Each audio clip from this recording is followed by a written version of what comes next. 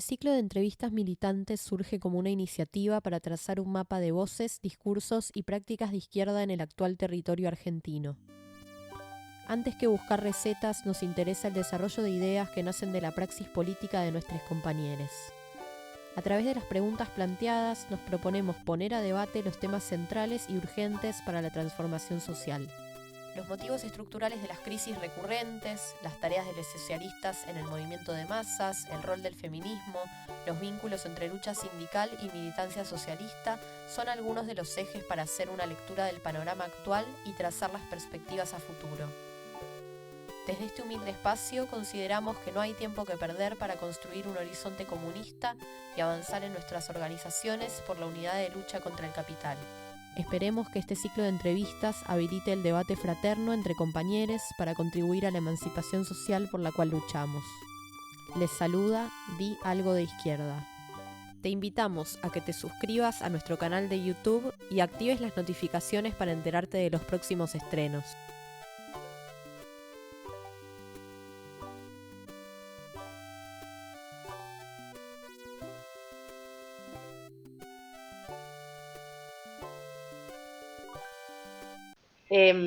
Estamos acá en una nueva entrevista de este ciclo de entrevistas militantes. Estamos hoy, tenemos el honor de conversar con Rolando Astarita. Rolando Astarita es docente en la Universidad Nacional de Quilmes y en la Facultad de Ciencias Sociales y de Ciencias Económicas de la Universidad de Buenos Aires.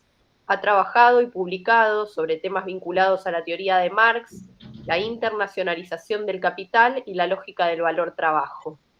Asimismo, ha investigado en cuestiones monetarias y teoría macroeconómica, en particular las vinculaciones y oposiciones entre los sistemas keynesiano, marxista y neoclásico. Además, fue militante del PCT, del MAS y fundador de la Liga Comunista. ¿Eso estaría bien, Rolando? Sí, perfecto. Bárbaro. Bueno, entonces, sin más preámbulos, comenzamos. Adelante, Ale. Bueno, gracias Azul, gracias Rolo por la entrevista. La idea es hacer alguna serie de preguntas que son de total actualidad y pensar sobre todo para los problemas más candentes, podríamos decir, que dentro de la izquierda argentina. Y hemos agrupado las preguntas en algo así como 5 bloques, entonces empezamos con el primero, vinculado al funcionamiento del capitalismo argentino. Bueno, hay una primera pregunta que tiene que ver con un tema recurrente en la historia argentina, en la historia económica, pero que tiene sus implicancias políticas y que está presente de manera sistemática, que es el problema de la deuda externa. Entonces queríamos empezar preguntándote, según tu opinión, ¿cuáles son las razones estructurales del endeudamiento argentino? Bueno, yo diríamos, aquí las razones estructurales del semi-estancamiento argentino desde hace décadas.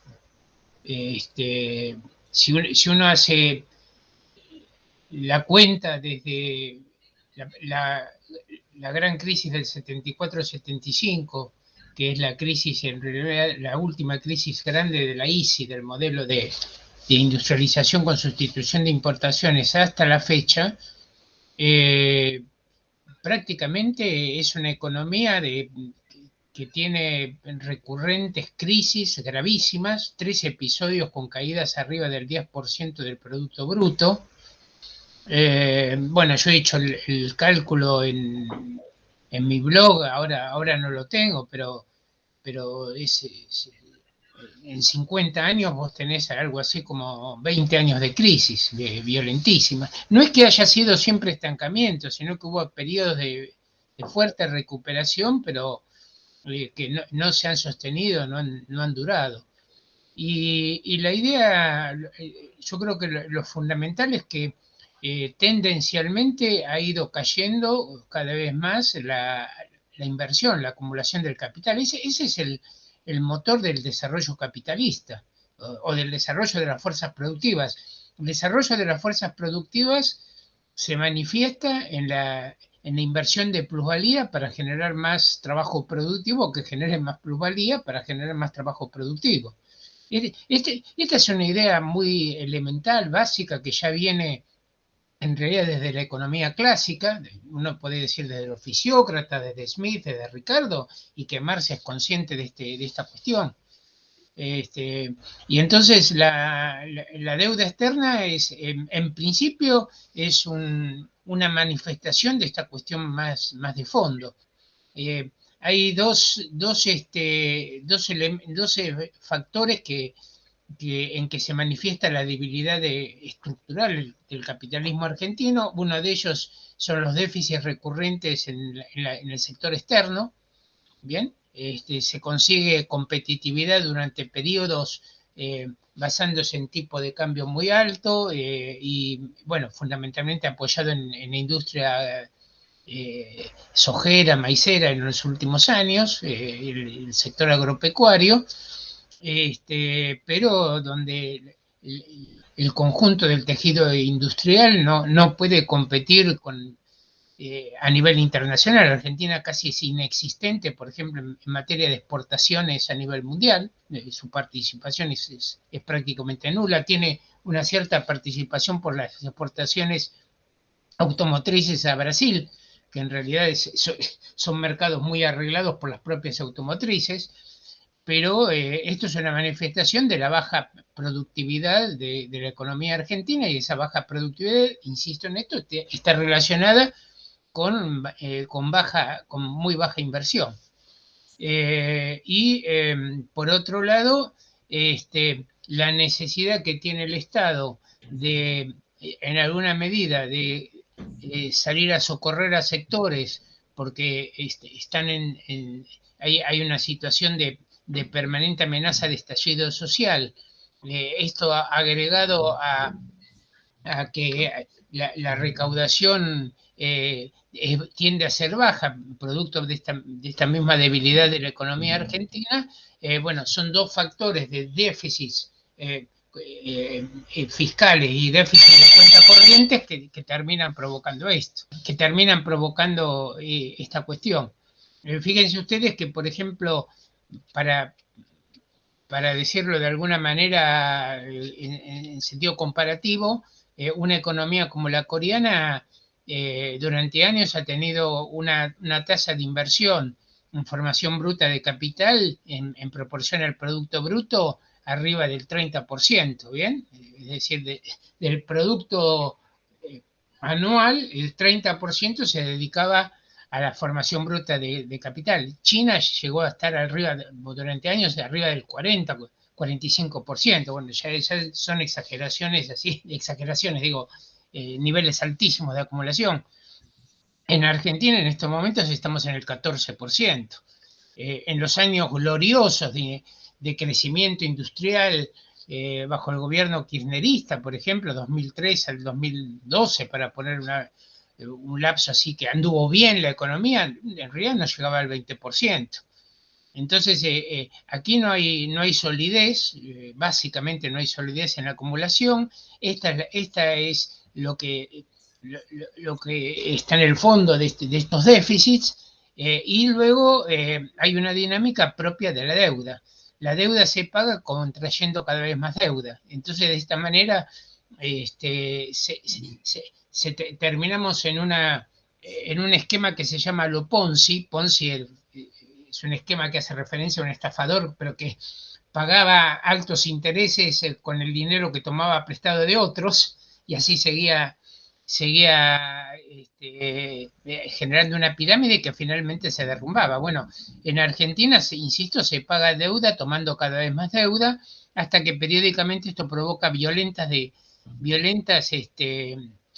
desvalorizaciones de capital. Por eso también esto desmiente la idea que plantean muchos, que aquí hay enormes ganancias solamente del capital financiero. En realidad, si uno ve a lo largo de los años, no digo en episodios, pero a lo largo de los años, desde 1975, para poner de nuevo la fecha del inicio de la crisis de la ICI hasta hoy, los que han invertido, digamos, en bonos argentinos, los que han invertido en acciones, los que han tenido el dinero en plazos fijos, tomar las inversiones de carteras o financieras que son más comunes, han tenido grandes pérdidas. Ha ganado el que llevó el dinero, para decir de alguna manera, el que puso $1.000 en el 75 en Estados Unidos ganó, ¿no? A una tasa de interés de un plazo fijo, en dólares ganó con relación al que dejó el dinero en capital financiero en Argentina. Claro, eso desmentiría un poco la idea esta que a partir de la década del 70 iniciamos el periodo de la valorización financiera, ¿no? Sí. Y esto ligado a, nosotros preguntamos justamente por las razones estructurales del endeudamiento argentino, porque hay cierta idea que circula yo diría aún en el sector del kirchnerismo y ampliamente en la izquierda, donde la deuda es producto de una decisión casi maquiavélica del imperialismo para someter a las naciones dependientes. Sí, esto, a ver, en realidad la deuda que ha financiado la fuga de capitales. Si vos tenés déficits recurrentes en cuenta corriente, ¿bien? ¿De qué manera podés financiar salidas de capitales? La única manera que tenés de financiar salidas de capitales es a través del endeudamiento. Entonces, cuando se ha tomado deuda, aquí ha servido en gran medida para financiar salidas de capitales. A veces se le ha tratado de dar a esto una interpretación subjetivista del tipo de, por ejemplo, son los amigos de Macri los que están fugando capitales, toman créditos del exterior para ayudar a los amigos. Pero esto no es una cuestión de amigos, sino un comportamiento de clase, del conjunto de la clase. Por eso uno encuentra capitales nacionales y populares en paraísos fiscales, y también del liberalismo en paraísos fiscales o en bancos de Suiza o en inversiones inmobiliarias en Miami. Digamos, son comportamientos, insisto, de clase, de conjunto. Ahora, fíjense ustedes que, por ejemplo, no sé, justo hoy, estos días estuve mirando, pero, por ejemplo, lo que se llama la posición inversora internacional neta, es decir, si uno ve los activos que tienen inversores extranjeros en Argentina, ¿bien? Y los compara con los activos que tienen inversores argentinos en el extranjero, bueno, la posición inversora neta argentina es positiva, es decir, supera las inversiones de argentinos en el exterior a las inversiones de extranjeros en Argentina. Y lo supera de una manera interesante, digamos. En el 2018, lo digo en términos redondos, pero la posición inversora internacional neta argentina era de 65.600 millones de dólares. 65.600 millones, ¿no? En el 2021 es de 129.000 millones. Es decir, casi se ha duplicado, ¿bien? Esa posición inversora. ¿Y esto qué está reflejando? Es plusvalía que no se reinvierte en el país productivamente y que pasa a participar de la extracción de plusvalía del resto del mundo, digamos, de las inversiones de cartera del resto, de cartera o inmobiliarias o de otro tipo en el resto del mundo. Entonces, en la medida que esto continúe de esta manera, se sigue prolongando la crisis. Puede haber ciertos rebotes, ahora, por ejemplo, acumular un poco de reservas, llegarán más o menos tirando a las elecciones, después seguramente va a haber una devaluación, lo estaría anunciando todo el mundo. Entonces, pero estas cuestiones generan un cierto rebote y después vuelve a languidecer. Pero en mi opinión está demostrando que, bueno, que aquí hay problemas de fondo y que no se solucionan, por ejemplo, diciendo luchemos. Porque vos decís luchemos pero entonces, digamos, la burguesía que opera en el país no estaría siendo esquilmada por la burguesía norteamericana o por el imperialismo.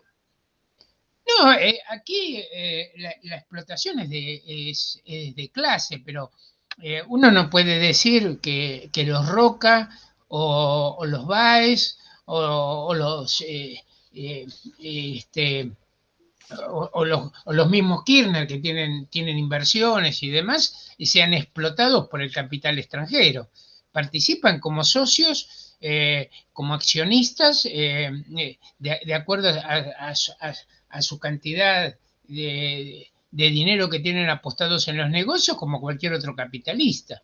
En ese sentido, yo no entiendo. Además, uno podría llegar a decir, tampoco no es que yo piense esto, pero uno podría decir que como Argentina recibe renta de la tierra por la soja y por el maíz, la renta, bien, sería una transferencia de recursos de otros países. Por ejemplo, China, que le compra soja a la Argentina, bien, estaría transfiriéndole recursos a la Argentina, porque la renta de la tierra es una plusganancia extraordinaria posibilitada, bien, por las leyes del mercado.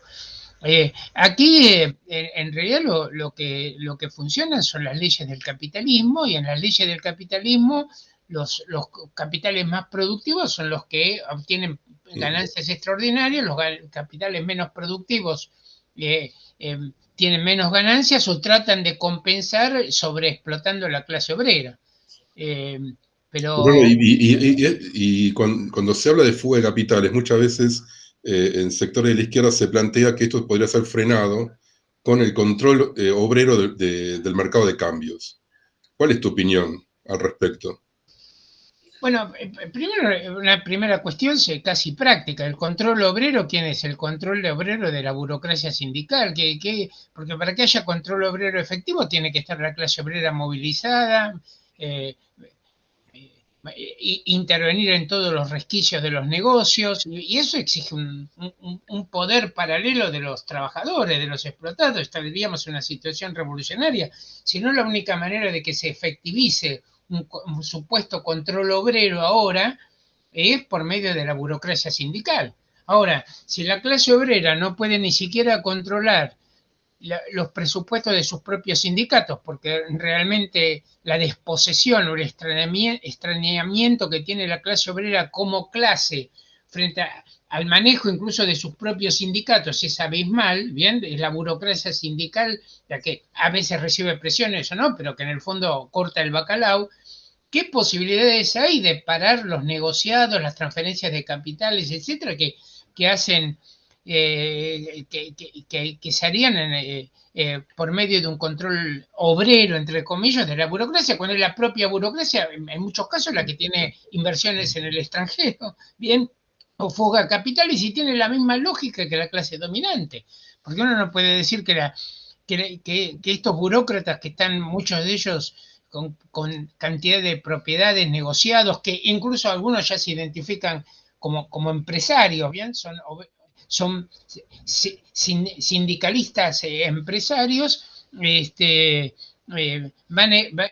ejercerían una especie de control obrero en beneficio de la clase trabajadora, cosas por el estilo. Como también aquellos que dicen esto se arreglaría estatizando el comercio exterior. Bueno, pero actualmente está lleno de controles en el comercio exterior, bien, de declaraciones juradas, hay que hacer declaraciones de impuestos, de embarques, etcétera, y sin embargo hay mil recovecos por los cuales se sobrefactura, se subfactura. Por ejemplo, la forma más común en que se evaden capitales o salen capitales a nivel mundial, bien, que muchos de estos van a paraísos fiscales, esto está bastante probado, es con la sobrefacturación de exportaciones y subfacturación de importaciones. Bien, son mecanismos muy metidos y, insisto, donde hay mil resquicios para que esto opere. Claro, es decir, digamos que para vos, si el gobierno o algún partido burgués lanzaría la consigna de la estatización del comercio exterior, dos cuestiones. Una, desde la izquierda no tendríamos que apoyarla, y dos, no sería beneficioso para la clase trabajadora. Pues lo que uno puede decir serían formas distintas, interburguesas de control, ¿bien?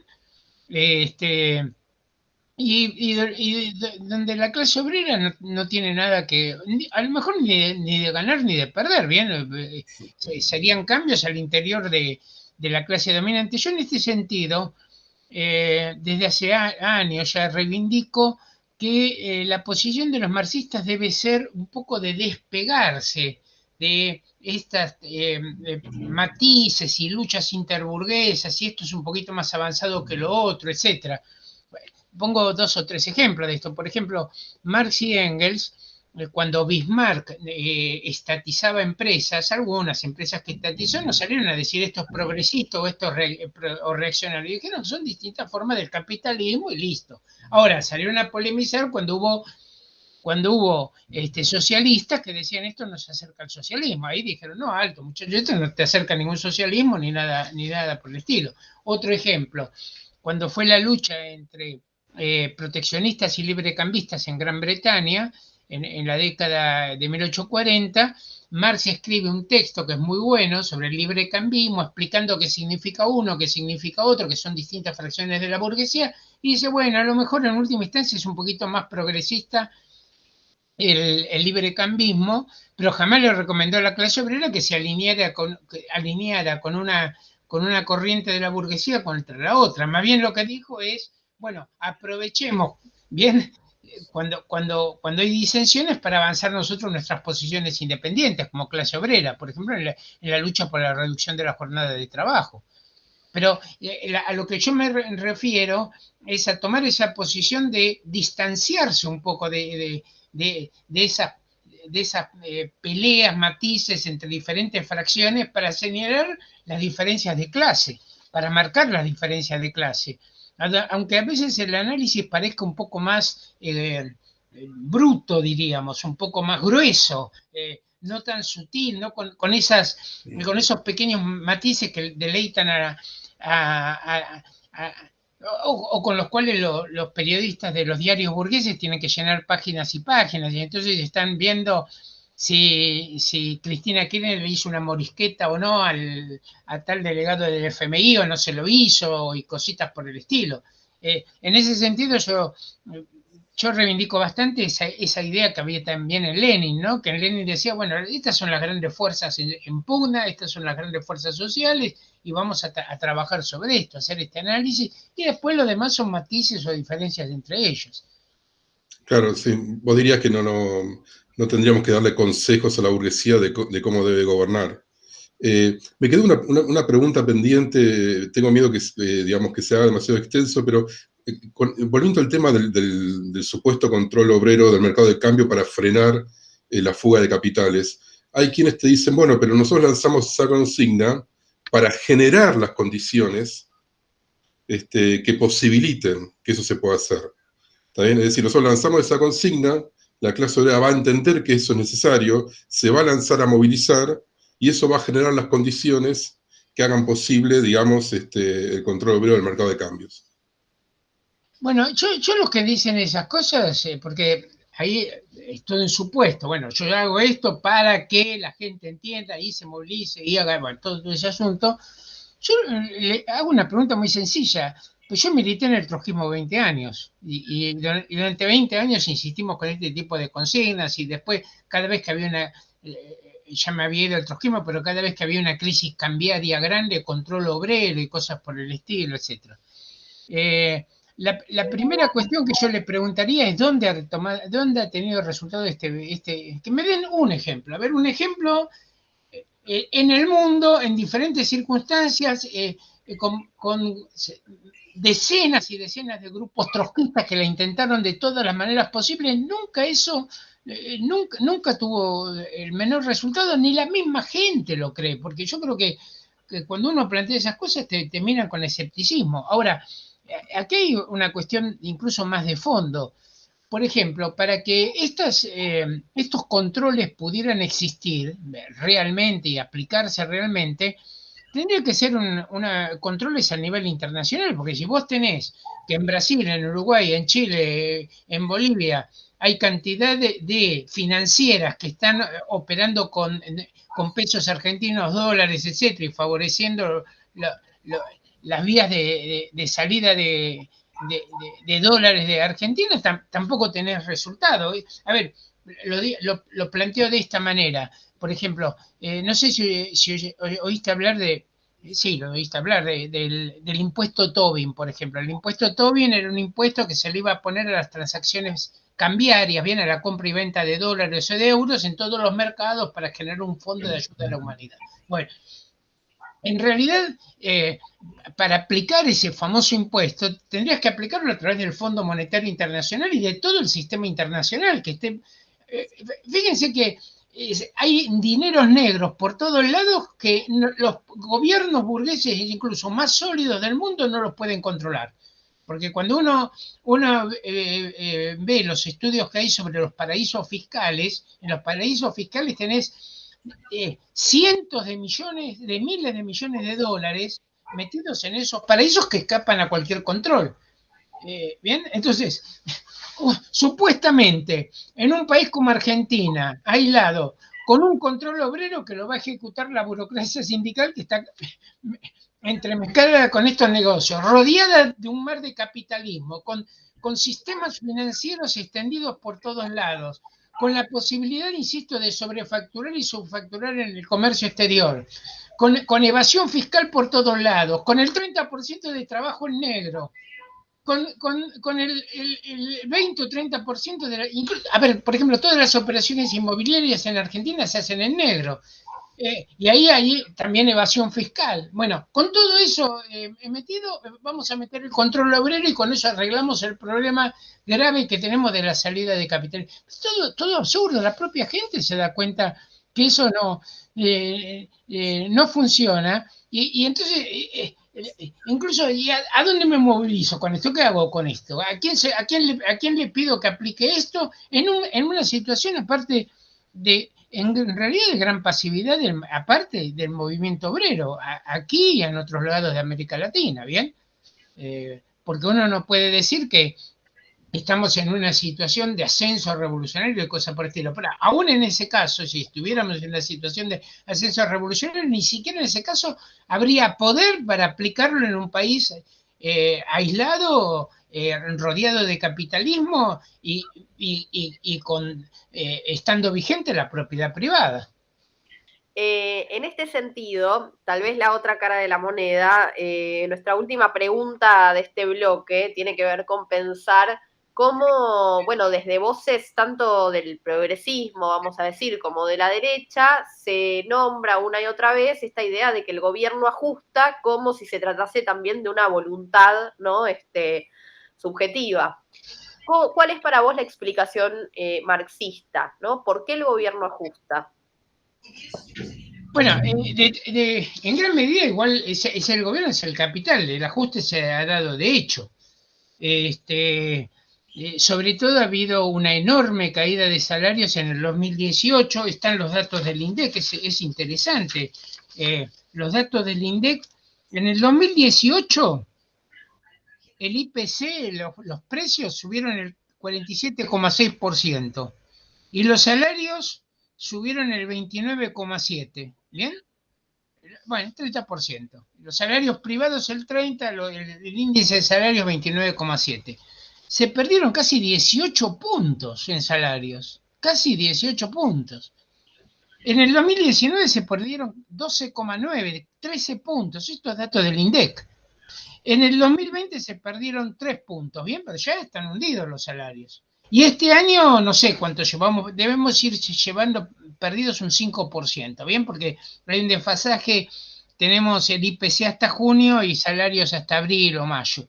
Bueno, pero es una caída superior al 30%. Ahora, a esto operó en todos los niveles, porque es en el Estado, por supuesto, es decir, es el ajuste del Estado, pero si uno también es el sector privado formal, el sector privado informal, es decir, los trabajadores en negro que también vieron derrumbados sus salarios, es por todos lados. Entonces, esto es producto o es la manifestación clara de la crisis capitalista, ¿bien?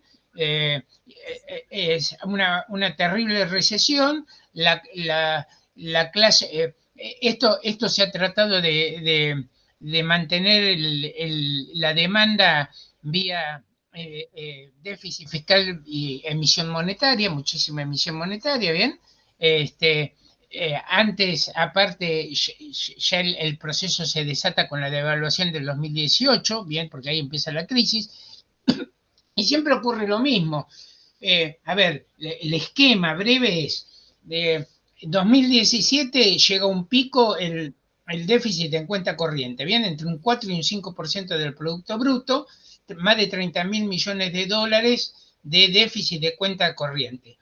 El déficit en cuenta corriente estaba siendo cubierto con entrada de capitales de portfolio o especulativos, ¿bien? Es decir, no inversión extranjera directa, que es mucho más estable, bien alguien que trae capitales y abre una nueva planta productiva, no se va en 3 meses, ¿bien?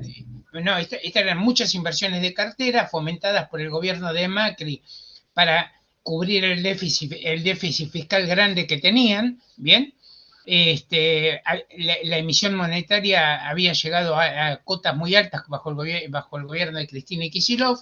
Entonces, esto posibilita que un cierto mantenimiento de la economía, pero se hace insostenible cuando, insisto, el déficit en cuenta corriente pasa a ser muy, muy grande.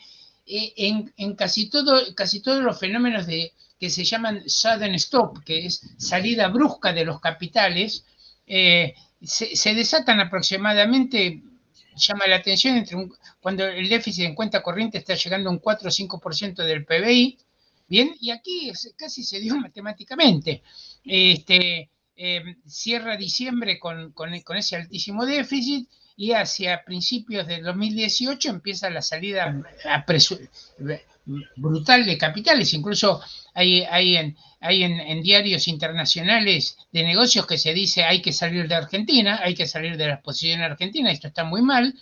Esta salida de capitales provoca una violenta devaluación. La recesión, ya empieza a desatarse ahí la recesión, y los salarios quedan atrás, porque la devaluación lleva al alza de precios, los salarios quedan atrás, y entonces ya ahí empieza un ajuste de hecho, ¿bien? Un ajuste a través de la crisis, antes de que viniese el FMI, digamos. La situación ya está planteada antes que empezara viniese el FMI.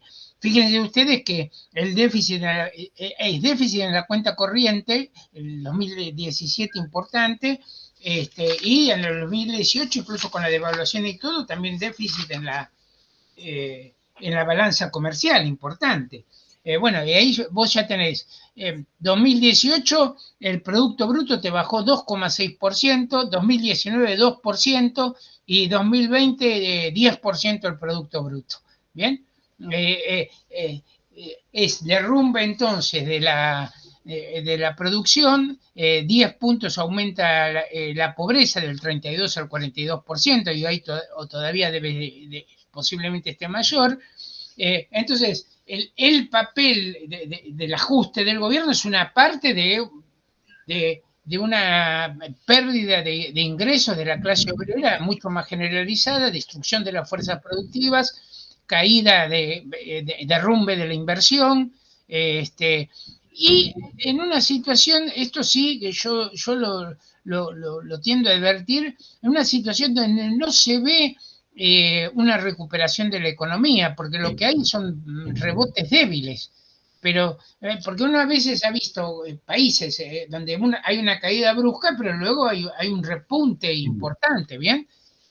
Aquí no, aquí son lo que tenemos incluso hasta ahora es un rebote débil, porque fíjense que va a haber un crecimiento, va a aparecer estadísticamente un crecimiento grande en el 2021, porque estamos comparando contra el 2020, pero la economía está con un rebote muy débil, ¿bien? Entonces las perspectivas a largo plazo, y esto depende, insisto, de la acumulación, de la reinversión productiva de valor en la economía. Entonces las perspectivas a largo plazo son por ahora malas para la economía argentina, ¿no?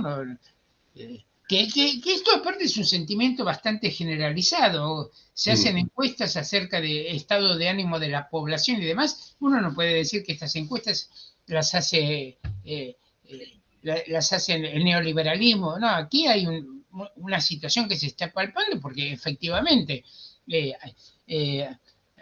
hay desesperación en amplísimos sectores de la población. Claro, te preguntamos también esto porque, de vuelta, en sectores, digamos, de progresismo y en amplios sectores de la izquierda, existe cierta idea como que el gobierno tendría varios planes entre los cuales podría optar, ¿no? Podría optar por un plan supuestamente más combativo de no pago de la deuda y de aumento de salarios, y es una decisión casi caprichosa que termina optando por un plan de ajuste, de rebaja salarial. De acuerdo, por lo que yo entiendo, vos estás planteando, no, acá hay condiciones estructurales que están, digamos, poniendo límites a lo que puede hacer cualquier gobierno capitalista.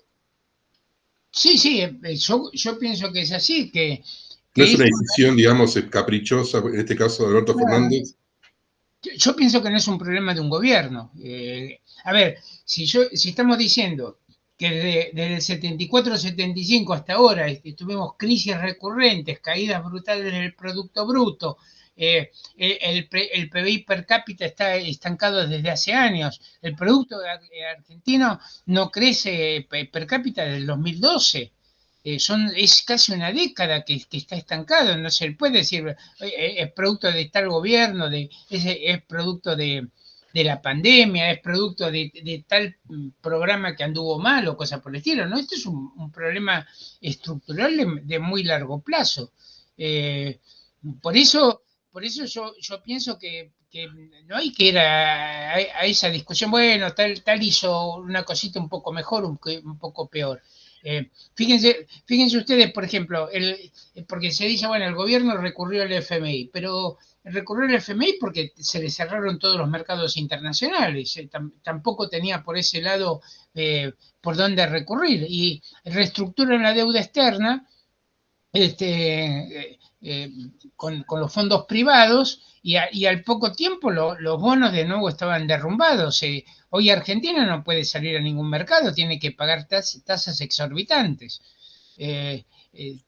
Ahora, en mi opinión, esto bueno, y pienso que realmente el gobierno no quiere ir a nada parecido a algo de Venezuela o cosas por el estilo, porque sería una crisis muy grande, ¿bien?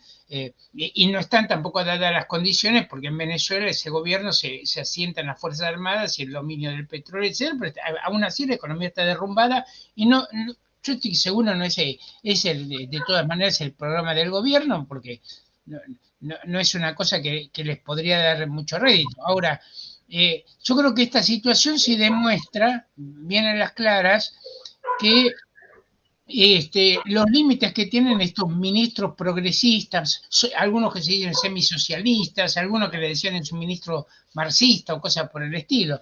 El problema de fondo es que no se puede estar de los dos lados del mostrador. El capital para invertir exige explotar a la clase obrera. Bien, y entonces lo que se le exige a un gobierno es garantizar las condiciones de explotación de la clase obrera y de seguridad jurídica, etcétera, para los capitales.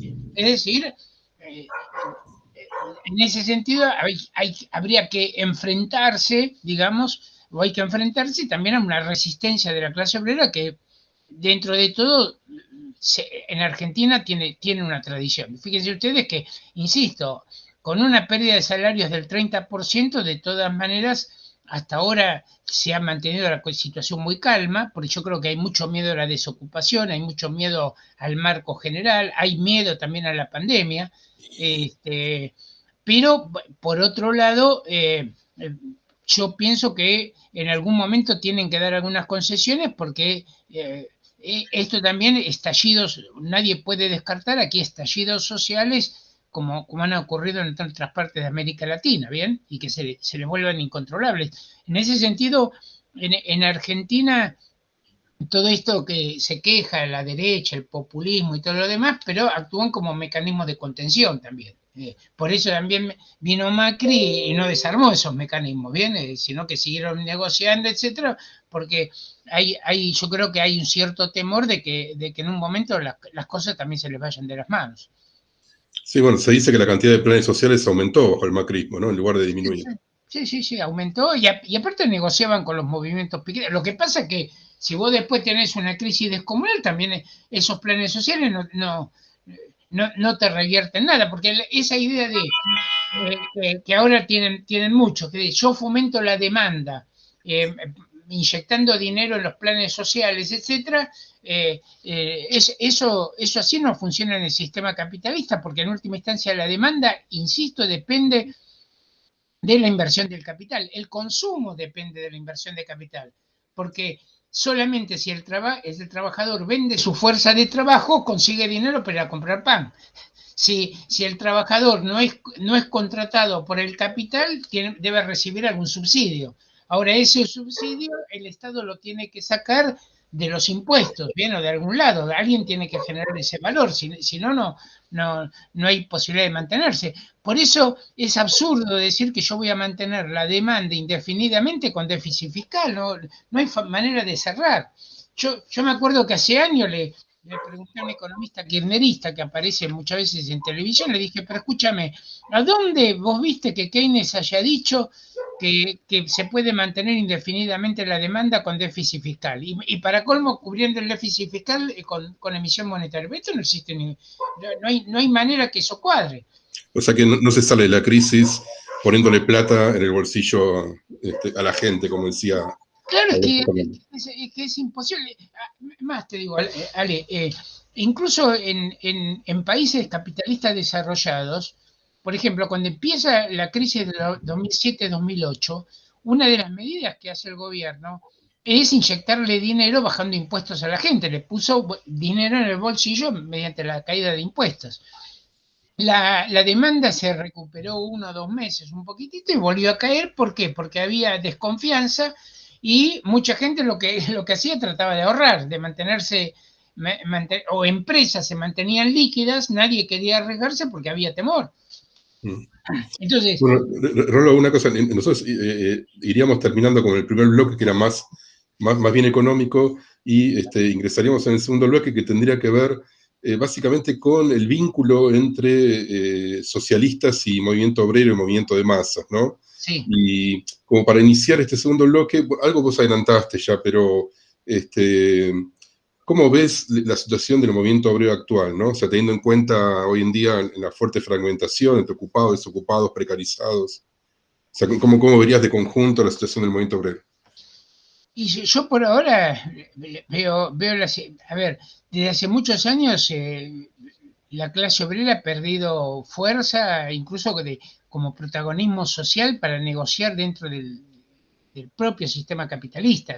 Mantiene un poder de negociación, pero hay mucha debilidad. Yo creo veo mucho temor, o intuyo que hay mucho temor a la desocupación, hay mucho temor a la crisis, hay mucho temor a que en estos momentos te quedas sin trabajo y a dónde vas. Digamos, esos son factores que pesan, digamos, no hay una conducción sindical que presente alguna salida para la gente, bien, que le vean alguna perspectiva. Y por otro lado, yo me da la impresión de que las ideas de la izquierda tampoco progresan mucho, porque no se ve una posibilidad de salida, una perspectiva más general de qué programa puede ser salida a esta situación. Ahora, por ejemplo, uno lo ve, algunas de estas cosas en un hecho casi elemental. Las actuales direcciones sindicales, yo no veo que hayan perdido a manos de la izquierda en casi ningún lugar, prácticamente.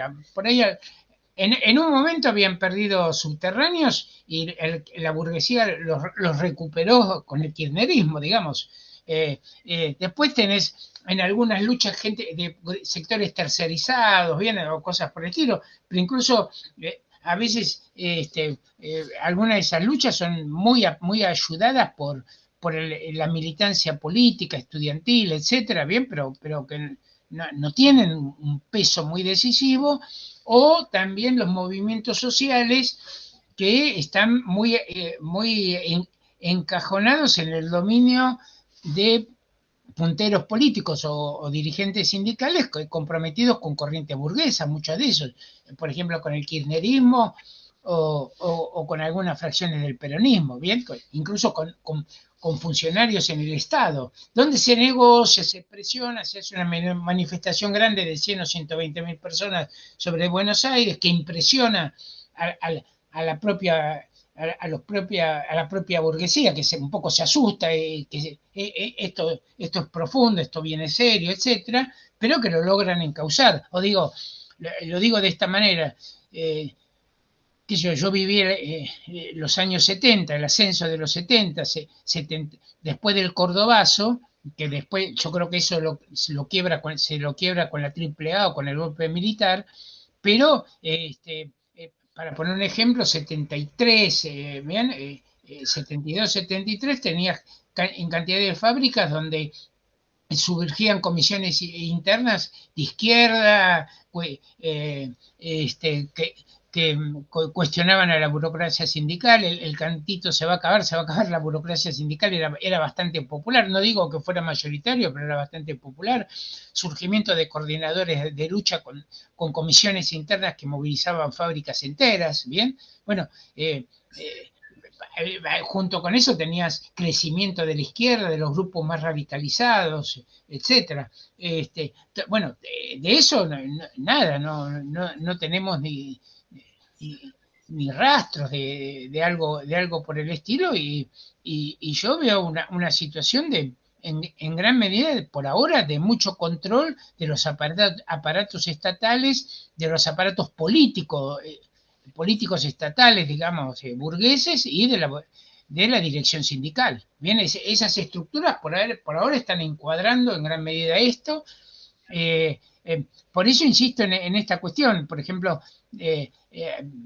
sectores ideólogos del capital en ese sentido están diciendo, bueno, Argentina es un gasto todo esto de los planes y demás, pero nos ha permitido controlar la situación. Fíjense a Piñera cómo se le fue de las manos, ¿no? Aquí no, esto lo tenemos mucho más controlado, por ahora, etcétera. Yo, de todas maneras, digo, no descarto que en algún momento, dada la miseria, porque esto es una olla de presión, en un momento haya un estallido, ¿no? Eso no lo descarto. Otra cuestión es que no tengo claro si ese estallido, o soy escéptico, más que no tengo claro, soy escéptico que ese estallido de una salida, digamos, de tipo socialista o cosas por el estilo, ¿bien? Pero no descartaría que pueda haber una situación de este tipo. Y un poco entendiendo que el diagnóstico es malo, ¿no? En varios sentidos. Sí, no podemos dejar de preguntarnos cuáles son las tareas actuales de los militantes socialistas al interior de organizaciones sindicales. Yo pienso que una es, por supuesto, cuando haya una lucha, una posibilidad de lucha, acompañar, ayudar en todo lo posible, etcétera. Ahora, eso no depende mucho de los militantes, ¿bien? Son generalmente procesos objetivos. Muchas veces se dice, viva la lucha de tal lado, esperando que tal otra fábrica salga. Eso no sale de esa manera, ¿bien? Tiene que haber cierta efervescencia desde las bases o ciertos movimientos que son objetivos, sobre todo para la debilidad de las fuerzas militantes, son movimientos mucho más objetivos. Ahora, yo lo que creo es que lo que hay que hacer por el lado de la militancia socialista es trabajar en una perspectiva de reconstrucción a largo plazo del socialismo, que yo no creo que haya otra salida, porque este es un fenómeno, no es un fenómeno tampoco nacional, es un fenómeno mundial. Entonces, solamente yo creo que se puede trabajar en esa perspectiva, una perspectiva de investigar, estudiar, producir, y tratar de ayudar en todo lo posible a la politización y a la comprensión por parte sobre todo de la gente joven de la teoría marxista, de qué es el sistema capitalista, de cuáles son los principios básicos y cosas por el estilo. Y yo creo que en muchas de estas cuestiones estamos en lo elemental. Fíjense, yo por estos días saqué 2 notas. Hice 2 notas basándome en 2 frases de la Primera Internacional, de los estatutos de la Primera Internacional escritos por Marx. 2 pequeñas frases. Una es que la liberación de los trabajadores va a ser obra de los trabajadores mismos. Para discutir a los que quieren sustituir a la clase obrera, lo que llamo sustituismo burocrático, ¿no? Que incluso esto estuvo en la matriz de las intervenciones del estalinismo, el maoísmo, el castrismo. Bien, yo suplanto a la clase obrera con mis decisiones para ir a construir el socialismo. Y de ahí a partir de ahí tenés todos los tipos de sustituismo que se te puedan ocurrir. Y otra que publiqué hace 2 o 3 días, no me acuerdo, que tomo otra frase de la Internacional que está en los estatutos, es decir, que lo aceptaba todo el movimiento obrero en 1864, todo el movimiento obrero que confluyó en el idioma internacional, pero había anarquistas, había sindicalistas reformistas, cosas por el estilo, pero que dice una cosa que es muy elemental: la emancipación del trabajo no va a ser no es un problema nacional, sino social. El socialismo solamente se construye en un sentido internacional. Ahora, tengo que recordar esto porque a un candidato de la izquierda le pregunta, un economista de un partido burgués le pregunta: escúchame, ¿a dónde anduvo el socialismo nacional que vos estás proponiendo? Y el otro no sabe qué responder. No puede responder una cosa tan elemental como decir: mira, jamás los marxistas hemos planteado que el socialismo se iba a construir en una isla o se iba a construir ni siquiera en la Unión Soviética, con lo grande que era. Entonces yo veo que es una tarea. Primero hay que sacar el urgentismo y la idea de que esto se arregla con 2 o 3 consignas geniales. Mira, yo le encontré la vuelta. Esta consigna nos va a llevar a las masas y nos va a ganar a las masas. Por ejemplo, ahora reflotaron trabajar 6 horas para acabar con la desocupación, manteniendo los salarios. Bueno, yo he discutido mucho, estas son cosas vende humo, se sabe, como decían, hay que prohibir por ley los despidos, y entonces con esto paramos los despidos o cosas por el estilo. Se recrea la desocupación por 1000 lados distintos, ¿bien? Por ejemplo, vos con los salarios de hambre que hay, alguien pasa de trabajar 8 o 9 horas a trabajar 6 horas, y entonces se va a ofrecer para tener trabajos part-time, es decir, no frenás la precarización del trabajo, no frenás el hecho de que puede haber millones de obreros trabajando 4 o 5 horas precarizados y mal. No se puede frenar la precarización del trabajo, tener más del 30% de la mano de obra que trabaja, que no está formalizada, ¿bien? Bueno, sí, hay muchos sectores de la clase trabajadora que se matan por hacer horas extras. Bueno, eso toda la vida. Yo que eso, desde que conozco cómo se trabaja en las fábricas, por supuesto. A veces el capataz incluso castigaba a un obrero que le tenía fastidio o cosas por el estilo, dejándolo sin horas extras. ¿Bien? Y en cantidad de fábricas, por ejemplo, aparte como las patronales no quieren invertir, hay fábricas que están trabajando bastante, pero dan horas extras. ¿Bien? Que bajaron los salarios, pero algo les compensa, en algunas fábricas se están haciendo muchas horas extras, en algunas, ¿no? Pero yo sabía que en algunas he leído que se están haciendo horas extras. Pero yo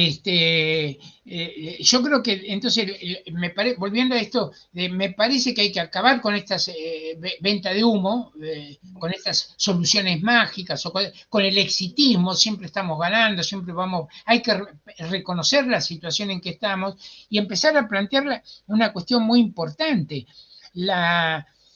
La crisis de la Unión Soviética, la caída de los socialismos, el giro de China al capitalismo, el giro de Vietnam. Vietnam en los 60 era la bandera de la liberación nacional y social.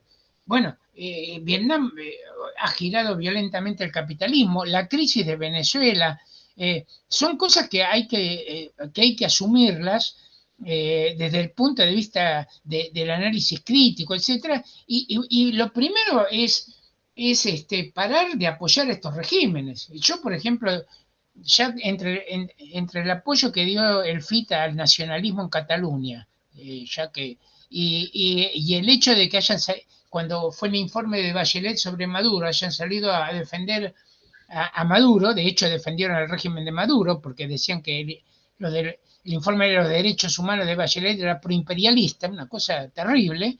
Bueno, pues ya ahí decidí que no iba a votar al FIT, basta con esto, porque son incluso discursos que perjudican al socialismo, que nos identifican con dictaduras terribles, o como o como no reconocer, por ejemplo, que los socialismos burocráticos han fracasado. El otro día leía en un periódico trotskista, por ejemplo, que la crisis en Cuba se debe al bloqueo de Estados Unidos y a las medidas procapitalistas de Castro. Y no dice una palabra de la planificación burocrática, ¿no? de la estatización burocrática de la economía. ¿No? Eso no está, no pasa. Ahora, entonces, ¿qué vamos a decir? ¿Y la Unión Soviética por qué cayó? Por el bloqueo. China, ¿por qué giró el capitalismo? Por el bloqueo. O porque en realidad el socialismo nacional es imposible. Y el socialismo nacional burocrático es imposible. Perdón, ahora, ¿sí? Rolando, te llevo un poquitito más para atrás porque estábamos en un tema que quedó algo ahí dando vueltas respecto de las tareas de los militantes socialistas al interior de las organizaciones, que pasaste ahí una caracterización de la actualidad, y un poco la pregunta que se enlazaba con esa es ¿qué papel juega la unidad en la lucha sindical? Como seguramente anticipando que es algo que hoy en día se ve, bueno, bastante perdido, bastante fragmentado. Y en este sentido, también preguntarte cómo se vincula la lucha por demandas mínimas con la lucha socialista, ¿no? Como si un poco dos caras de la misma moneda. Bueno, con relación a la unidad, bueno, primero, yo creo que la actividad de los socialistas en los sindicatos es tratar de fomentar en donde se pueda también grupos de estudio y discusión entre los trabajadores, aunque sea problema elemental, pero por ejemplo, un curso pequeño de qué es el capitalismo, qué es la explotación, qué es el Estado, y volver a algunas tradiciones de este tipo que se pueden hacer incluso con los medios actuales, con videos o cosas por el estilo, pero volver a eso y reivindicar esa tradición, digamos, de discusión y de preparación de la clase trabajadora. Después, con relación, primero, yo sí defiendo la idea de luchar por la unidad de la clase obrera, y en ese sentido creo que es decir, bueno, estoy dispuesto siempre que se dé un paso adelante a luchar por la unidad de la clase obrera, pero la otra es no callarse la boca frente a las actitudes divisionistas que vienen muchas veces de los dirigentes sindicales. Por ejemplo, yo saqué una nota criticando esto que empezó a aparecer un poco con las vacunas. Ahora ya creo que se ha frenado porque empiezan a ser abundantes las vacunas. Pero donde un sindicato salía a decir primero yo, y el otro sindicato salía a decir primero yo. Entonces, estas dinámicas son terribles, son terriblemente divisionistas, porque ¿qué vamos a terminar? Con sindicatos enfrentados para ver quién vacunaba primero a sus miembros. Pero eso es una cosa casi demencial. Y hubo silencio. Yo vi de gran parte de la izquierda, o casi nadie dijo esto, pero diciendo, señores, esto es una barbaridad desde el punto de vista de luchar por la unidad de la clase obrera. Como hace muchos años también, no hace mucho tiempo, pero creo hace como 8 o 9 años que debe ser, que por ejemplo critiqué que una reivindicación en muchos sindicatos es que los hijos de los trabajadores de ese sindicato tengan prioridad para entrar a los puestos laborales, ¿bien? Eso te genera capas de trabajadores, ¿bien? Con un privilegio casi hereditario, ¿bien? Que viene como la fraternidad. Como la fraternidad. Sí, Luz y Fuerza era así también durante muchos años, yo no sé si seguirá siendo, bueno, pero eso se reivindicaba, sí, fraternidad también.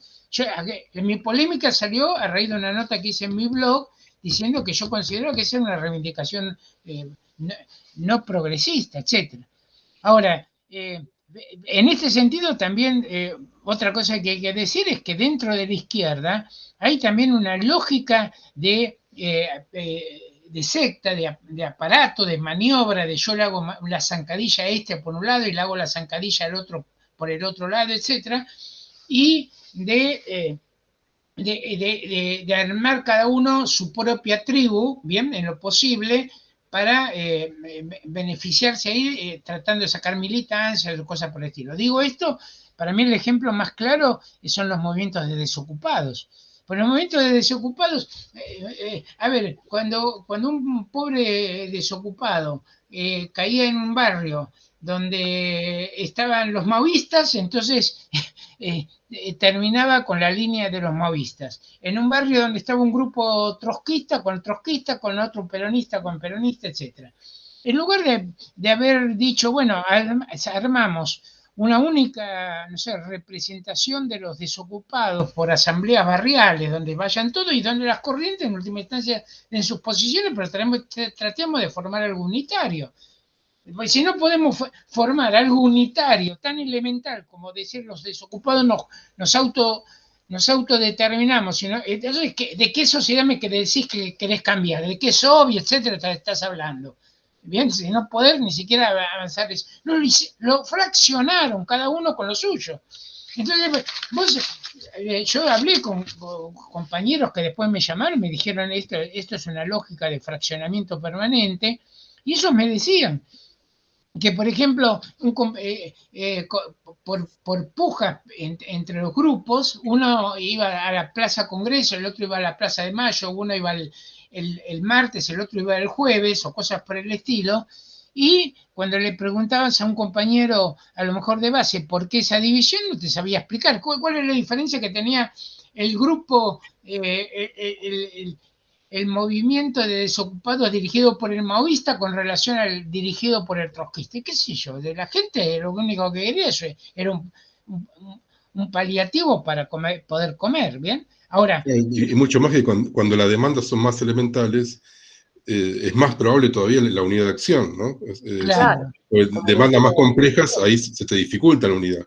Claro. Pero, bueno, quería volver con una pregunta que te había hecho Azul, que es, bueno, es un debate histórico dentro del socialismo, vos obviamente que has escrito sobre esto, pero es cómo se vincula la lucha por demandas mínimas, elementales, reformistas, con la lucha por el socialismo. Yo creo que hoy la lucha por el socialismo es explicar pacientemente las ideas del socialismo. ¿Qué es lo que se llamaba el programa máximo de qué es el socialismo? ¿Por qué somos internacionalistas? ¿Por qué este es un sistema de explotación del trabajo? ¿Por qué aunque ganes un buen sueldo seguís siendo explotado? ¿Bien? ¿Por qué el capitalismo te condena periódicamente a crisis y desocupación, etcétera, etcétera? Yo creo que esa es la lucha por el socialismo. La lucha por el socialismo hoy no es tirar consignas, no es tirar consignas que son irrealizables o cosas por el estilo. Entonces, yo lo veo esto como un trabajo a muy largo plazo de grupos pequeños que empiezan a recomponerse teórica y políticamente. Yo no encuentro otra salida que esta, empezar reconociendo esta situación. Fíjense ustedes, por ejemplo, que muchos periódicos... pero una cuestión que quería decir con lo último sobre unidad. También yo iba a escribir algo sobre esto. Se habla mucho de unidad de la izquierda, ¿bien? Unidad de la izquierda, bien. Quería referirme un momentito a esto. Primero hay el tema de la unidad de la izquierda, que es del FIT, bueno, pero esa es la unidad de los trotskistas, en realidad eso no está en discusión. Yo creo que hasta podrían armar un partido de todos juntos, bueno, es otra cosa, están de acuerdo con un programa básico, está. Ahora, si yo hablo yo considero izquierda a todas las personas que se consideran de izquierda, bien, es decir, llamemos izquierda a todos los que dicen yo soy de izquierda, efectivamente me asumo como alguien de izquierda, y ahí entran maoístas, PC, medio peronismo de izquierda y cosas por el estilo. Bueno, yo creo que ahí hay que decir abiertamente, los marxistas tenemos que decir que puede haber unidad por una reivindicación puntual, elemental, concreta, etcétera, pero que no puede haber unidad programática, que no hay, no, porque defendemos cosas completamente distintas. Hace poco un amigo me pasó un artículo de Pablo Feynman en página 12 donde reivindica a Stalin. Muchos de estos movimientos están defendiendo la represión de Maduro, defienden la burocracia castrista, defienden a Ortega. Bueno, entonces aquí tenemos un problema ya de diferencias de proyecto ideológico, político, estratégico. ¿Qué tipo de sociedad defiende uno? ¿Qué tipo de sociedad defiende otro? Entonces yo creo que en ese sentido está mal hablar de unidad de la izquierda. Yo no quiero esa unidad de la izquierda. La puedo decir, sí, para apuntalar una lucha, etcétera, bien, por una cosa muy concreta. Nos unimos para dar apoyo a tal huelga, a tal fábrica que está en lucha o lo que sea. Pero desde otro punto de vista, de la propaganda, desde el programa, etcétera, yo no quiero esa unidad de la izquierda porque hay diferencias de fondo y esa gente, por lo menos en mi caso, a mí me fusilan si tienen poder. Bien, esa gente con poder son los campos de concentración de Stalin, es Corea del Norte, y no hay reconstrucción del socialismo con esas ideas. Yo repudio esa idea de unidad de la izquierda. Una vez a Lenin lo acusaban de ser divisionista, ¿no? Y Lenin decía, efectivamente, quería meter una bomba y hacer estallar todo. Bueno, yo en esta cuestión de la unidad de la izquierda, no puede haber unidad de la izquierda entre alguien que dice, estoy en contra de Al-Assad en Siria, estoy en contra del régimen de Maduro, estoy en contra del estalinismo y ¿cómo se llama? Y los que defienden esos regímenes. No hay síntesis posible ahí. Creo que ya en el bloque anterior un poco esto lo hablamos, porque la pregunta siguiente sería acerca de la estatización de las empresas. Si eso algo dijiste, pero no sé si tenés algo más para agregar, ¿no? Esta idea de que la estatización representaría un avance hacia el socialismo. Incluso hemos descubierto, lamentablemente, que hay quienes confunden incluso el control obrero con estatización, ¿no? Permanentemente. Sí, la estatización es una forma más de capitalismo y que en general puede ser, si uno tiene que medir en la medida que se desarrollan las fuerzas productivas, bueno, en cada caso habrá que estudiar si la estatización ayudó o no ayudó, pero uno, como posición de principio, yo creo que lo que tiene que decir el socialismo es, bueno, esas son distintas formas de explotación de la clase obrera por parte de la burguesía. Marx decía, cuando el capitalismo es débil, generalmente usa más la palanca del Estado, ¿bien? Cuando empieza a tomar fuerza propia, ya pasa a ser actividades privadas. Por ejemplo, toman ya el capital privado, construcción de caminos, de puertos o de infraestructura o cosas por el estilo, bien, o de servicios públicos, y en ese sentido son distintas formas de explotación del capital en que el capital le administra sus negocios. Ahora, yo lo que creo que en este punto, más específicamente referidos a Argentina, hay que romper con una idealización que se hace en retrospectiva de lo que fue el capitalismo de Estado argentino.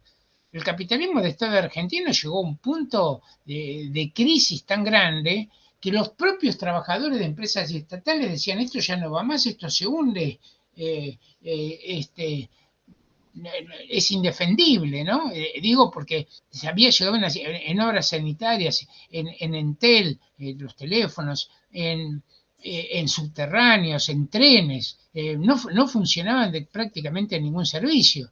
Y eso no era, en aquel momento no era que ya estuviera el neoliberalismo, bien, estábamos en el gobierno de Alfonsín y eso estaba derrumbándose. Por eso, de hecho, la población de conjunto no defendió nada de eso. Pero yo me acuerdo que, por ejemplo, cuando yo era adolescente, los años 60, para poner, ¿no? Tener un teléfono era un privilegio. Había casas que se vendían y decían, tiene teléfono, entonces se cotizaba más esa propiedad. Y por otro lado, era recurrente que los teléfonos no funcionaban. Lo cual incluso, yo no lo hice desde el punto de vista capitalista, por ejemplo, esto representaba costos inmensos. Si un empresario que estaba en Buenos Aires para comunicarse con Córdoba tenía que tener a la secretaria discando durante 30 minutos a ver si lograba una comunicación, tenés un pequeño problema, digamos, con la infraestructura productiva. Bueno, y así era el resto. Digo porque hay algunos sectores de la izquierda que defienden la estatización porque dice que es un avance en la concentración del capital y que eso, en definitiva, digamos, sería algo progresivo. Pero nosotros no queremos la concentración primero que no es muy así, pero aparte no queremos la concentración del capital por la concentración misma.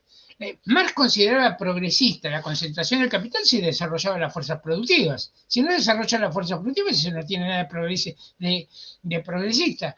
Venezuela, el 90% de las exportaciones o más depende del petróleo y el petróleo está monopolizado por PDVSA, en principio por PDVSA. Y el retroceso de las fuerzas productivas fue monumental, porque incluso se disgregó la clase obrera socialmente. Entonces, esos argumentos no sirven. Para nosotros el criterio debe ser si desarrolla o no las fuerzas productivas, una cierta forma de capital o no las desarrolla. Como dijo Azul antes, es algo que vos ya mencionaste, pero no sé si vos querés agregar algo sobre qué posibilidades hay de practicar el control obrero bajo el capitalismo. No sé si te quedó algo. Sí, es lo que dije. El control obrero, históricamente, ¿cómo se ha planteado? Como poder armado. A ver, porque algunos dijeron, un caso, ¿no? Esto ya pasaba en el siglo XIX, lo señala Marx en El Capital. Después de una crisis quedaban algunas fábricas fundidas y los patrones las abandonaban. Entonces los obreros hacían una cooperativa para ponerla a producir. Bueno, a Marx nunca se le ocurrió decir que ese era el control obrero, anticapitalista, algo por el estilo. Decía Marx sí que demostraba que los patrones, que podíamos prescindir de los patrones para hacer funcionar una cooperativa. Ahora, algunos grupos de izquierda a eso le llamaron control obrero. Bueno, eso no es control obrero, ¿bien? Yo hice una nota sobre eso, le llamándole la ilusión del poder, del control obrero, no es control obrero. Control obrero es si vos tenés una fábrica capitalista, ¿bien? Que son la General Motors, y los obreros pasan a controlar todo, la entrada, salida de camiones, las ventas, la producción, los tiempos, todo con comités de fábrica. Ahora, eso no se puede hacer en una fábrica aislada, en un contexto de orden burgués normal, los llevan a todos en cana. Es decir, está la defensa de la propiedad privada, la no injerencia en los negocios y cosas por el estilo, en un clima tranquilo, burgués, etcétera, eso no existe. Entonces la única manera que se puede plasmar el famoso control obrero es a través de la participación de la burocracia, que eso ha existido en Argentina. Volviendo ahora a Luz y Fuerza, por ejemplo, Luz y Fuerza, suponete en los años 70, tenía una especie de, entre comillas, control obrero, que era gente del sindicato se sentaba en el directorio de SEGBA, ¿bien? Y participaba entonces en un supuesto control obrero. Bueno, en la Fiat de Italia el PC hacía lo mismo, pero eso no es control obrero, eso más bien colaboración obrera con el capital. Por eso Lenin, cuando alguna vez le hablaban del control obrero y cosas por el estilo, dijo, para controlar yo tengo que tener poder, y para tener poder tengo que tener poder revolucionario. O Engels dijo, las medidas esas de transición al socialismo, porque este control obrero se agita como una medida de transición al socialismo, sirven si detrás de ellas está la clase obrera en armas defendiéndolas.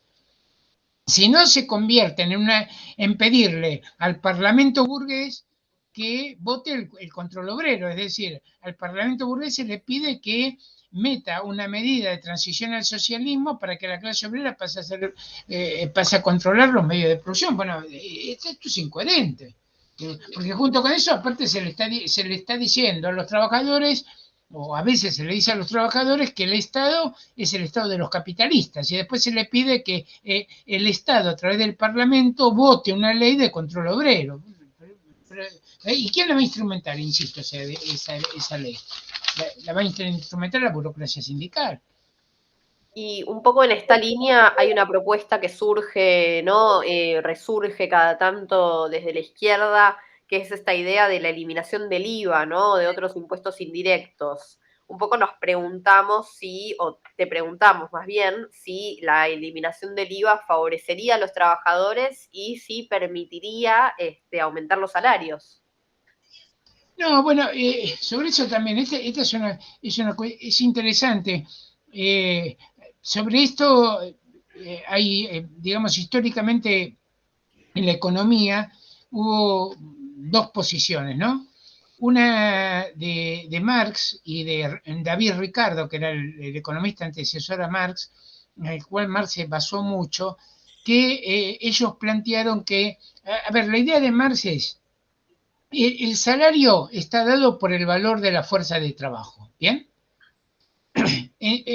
Entonces, una vez dado ese valor de la fuerza de trabajo, el obrero trabaja, supongamos, 4 horas, genera el valor que para su salario, y otras 4 horas genera la plusvalía. De la plusvalía, de lo que se paga de plusvalía, el capitalista tiene que pagar una parte de intereses si le han prestado dinero, otra parte por la renta de la tierra, otra parte se la embolsa él y otra parte van a ser impuestos, ¿bien? Bueno, ese sería la manera típica de pagar impuestos, digamos, sobre las ganancias del capital. Ahora, digamos que entonces al obrero se le pagan, no sé, 50 pesos, ¿no? $50, 50 pesos. Por el tiempo de trabajo que está, la fuerza de trabajo, y 50 pesos van a ser la plusvalía, de las cuales 5 van a ir para impuestos. Bueno, entonces, si ahora al obrero se le hacen pagar esos 5 pesos de impuestos, ¿bien? El salario bajaría, ¿bien? El valor de la fuerza de trabajo bajaría de hecho. Pero entonces, como el valor de la fuerza de trabajo está dado por las relaciones de clase, por el desarrollo de las fuerzas productivas o cosas por el estilo, lo que ahí va a modificarse es la manera de recaudar.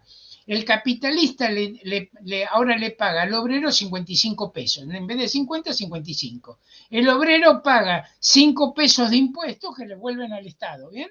Entonces, el capitalista, antes de los 50 de plusvalía, que se quedaba con 45 porque 5 los daba como impuestos, ahora se queda ya directamente con 45 porque 5 se los dio el obrero, porque el obrero va a pagar bien los impuestos con eso. Por eso Marx dice, en realidad, los impuestos al salario es una forma de recaudar. Bien, es decir, la recaudación se puede hacer directamente grabando el capital o grabando los salarios, pero siempre se está pagando con plusvalía, porque el valor de la fuerza de trabajo está dado, y ese es el punto de partida. Una vez dado el valor de la fuerza de trabajo, el valor de la fuerza de trabajo son 50, ¿bien? Entonces, una posibilidad es que de los 50 de plusvalía, los 5 de impuestos los pague el capitalista, la otra posibilidad es que el obrero, en vez de 50, nominalmente recibe 55, y 5 los paga entonces con impuestos. Está bien, por eso para vos, digamos, los impuestos son una deducción de la plusvalía, y por eso se explicaría, digamos, los reclamos permanentes de, sobre todo los liberales, que hablan de lo agobiante que son los impuestos, etcétera, etcétera. Más allá que en Argentina puede ser que es un caso especial, pero en todo el mundo, digamos, son los burgueses, son los comerciantes los que se quejan de eso. Claro, seguro, sí, seguro. Y es cierto que en Argentina los impuestos son muy grandes, ¿no? Por ejemplo, yo por estos días he hablado con una persona que tiene una pequeña empresita con 2 empleados, pero de estas, como es de comunicación, de videos y cosas por el estilo, y le habían ofrecido un trabajo extraordinario de Israel, ¿bien? Para exportar a Israel. Incluso podía contratar esta persona 2 o 3 laburantes más, y en términos de dólares, lo que cotizaban su mano de obra y todo era baratísimo en términos de dólares internacionales.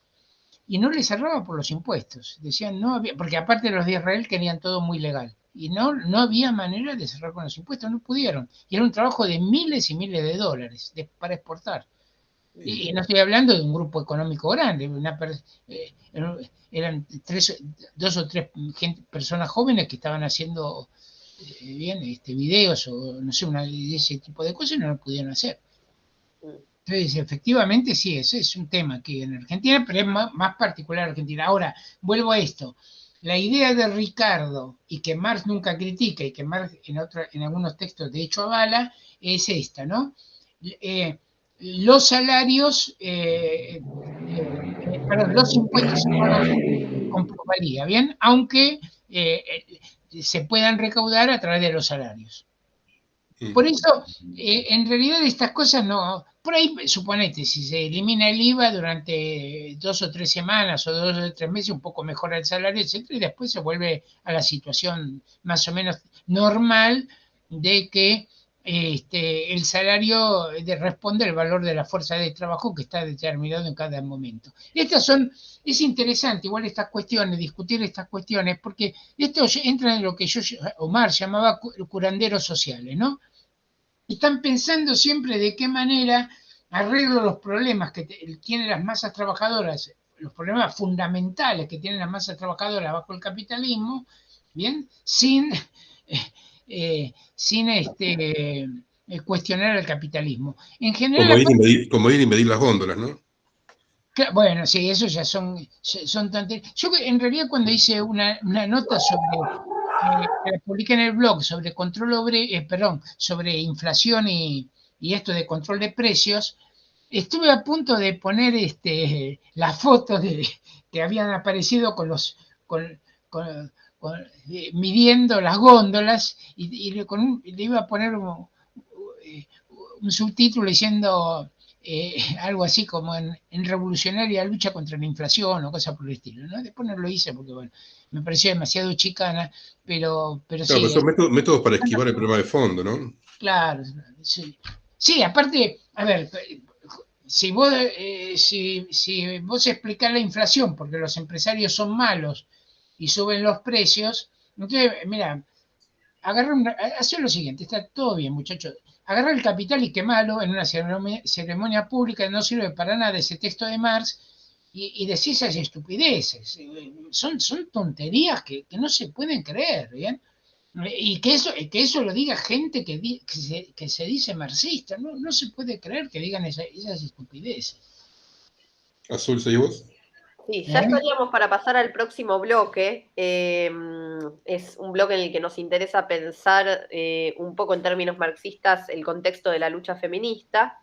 Y un poco la pregunta en sentido amplio es ¿cuál es, ¿no?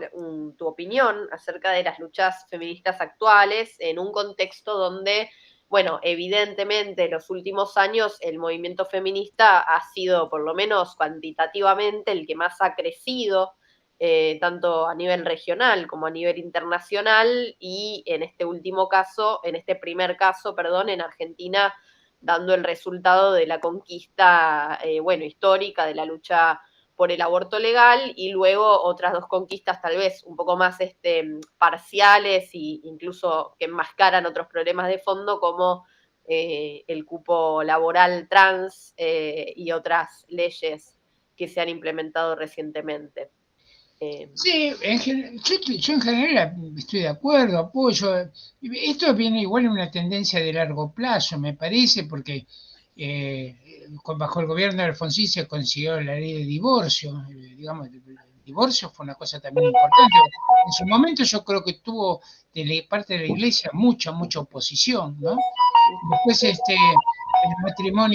el matrimonio igualitario también fue otro avance importante. Yo creo que son avances democráticos. Por supuesto, el derecho al aborto, los cupos para minorías sexuales, yo creo que también son importantes para ayudar. Yo sí, en la medida que haya la mayor libertad posible de expresión y de ascenso y de recuperación de expresiones democráticas, yo creo que tenemos que defenderlo y apoyarlo, ¿bien?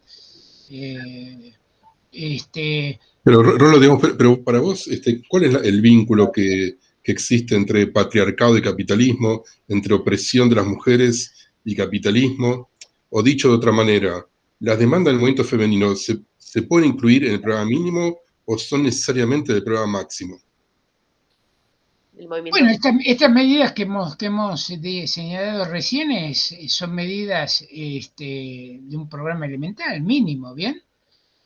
Por ejemplo, la patria potestad. Y la patria potestad antes la tenía el hombre, ahora la tiene la mujer y el hombre. Digo, en ese sentido es un cierto debilitamiento del patriarcado. A ver, el patriarcado es una forma de organización, digamos, social, política, ideológica, que está basada en la idea de la superioridad, la autoridad del hombre sobre la mujer, ¿bien? Engels dice sobre esto que a partir de que el hombre toma el control en cierto sentido, la mujer pasa a convertirse en un simple elemento de reproducción. Y esto digamos, en las sociedades clasistas se siguió consolidando. Por ejemplo, yo creo que en el feudalismo el elemento del patriarcado está muy vinculado también al poder del señor feudal, ¿bien? El derecho a tener la primera relación sexual con las mujeres campesinas y cosas por el estilo, ¿bien? Y la autoridad del señor en la casa, muchas cuestiones de lo que se llama el amor cortesano, el amor del trovador, etcétera, demuestra una mujer encerrada, ¿bien? Con posibilidades muy limitadas, etcétera, y que esto es heredado, esta institución, digamos, es heredada por el capitalismo. Es decir, el capitalismo no surge de la nada, sino hereda esta relación. Pero yo aquí sí lo que pienso es que en realidad, a ver, hay dos tendencias. Por un lado, en cierto sentido, el capitalismo, sobre todo muy típico siglo XVIII y siglo XIX, sigue naturalizando la opresión de la mujer, ¿bien? Frente al hombre, ¿bien? Su rol relegado en el hogar, ¿bien? Convertida en una reproductora para el hombre, etcétera, etcétera. Eso se ve muy claro en el siglo XVIII, siglo XIX, bueno, siglo XX, no sé, hace 100 años era normal que una mujer de clase media, bastante acomodada, terminaba el secundario y no iba a la universidad. A la universidad iba el hombre y la mujer a aprender piano, costura y a ver a conseguir un marido, ¿bien? Bueno, pero yo creo que la relación del capitalismo con esto es contradictoria. Yo aquí sí no coincido, nunca discutí esto, pero la verdad yo no coincido con algunos que dicen que el capitalismo reforzó el patriarcado, ¿bien? Como el capitalismo domina junto al patriarcado, pero el patriarcado lo ha reforzado, el capitalismo ha reforzado el patriarcado y cosas por el estilo. Yo en ese sentido pienso que la feminización de la fuerza laboral, la incorporación de la mujer a la fuerza laboral, que es un proceso que tiene que ver con el desarrollo de la acumulación capitalista, por ejemplo, no ha reforzado el patriarcado. La mujer sale a trabajar y toma una independencia económica frente al hombre que antes no tenía, para poner un ejemplo. Por ejemplo, la mercantilización de tareas que antes se hacían en el hogar también ayuda. La mujer sale a trabajar, le sigue con el régimen del patriarcado recargándole con tareas domésticas, bien, es decir, no estoy negando eso, sino que es un problema que hay que encararlo, pero por otro lado hay muchos productos que antes se hacían en el hogar y que ahora se han mercantilizado, se producen de manera más masiva para el mercado. En el capitalismo, por ejemplo, el desarrollo de los métodos anticonceptivos también ayudó bien a que la mujer un poco se pueda liberar de esos roles que se le habían dado históricamente, bien, incluso disminuyendo la cantidad de hijos y cosas por el estilo. Entonces yo creo que la relación entre capitalismo y patriarcado es contradictoria. Insisto, el capitalismo ha naturalizado cuando nace naturalizando la relación patriarcal que venía de sociedades precapitalistas, pero la propia dinámica capitalista ayuda también a socavar en parte ese patriarcado, ¿no? Y vos dirías también que el capitalismo sabe absorber las demandas en todo sentido. Digo, porque me parece que muchas de las concesiones que hace son a raíz de los movimientos feministas históricos, y al mismo tiempo, paradójicamente, hay una doble explotación de la mujer proletarizada, la mujer proletaria, que no se extingue aún, por lo menos. Sí, ahí hay opresión por lo menos por parte del hombre, que no hace tareas de la casa, ¿bien? Trabajan los dos, pero la mujer hace más tareas en la casa, o hace muchas más tareas en la casa. Pero, por ejemplo, esto yo lo he discutido con algunas feministas y me tenían que dar la razón en el siguiente sentido. A ver, no es la misma la situación hoy de la mujer que en 1900 o que en 1850. Por ejemplo, el derecho al voto. El derecho al voto se ha conseguido en la mayoría de los países después de 1930, 1940. No había derecho al voto.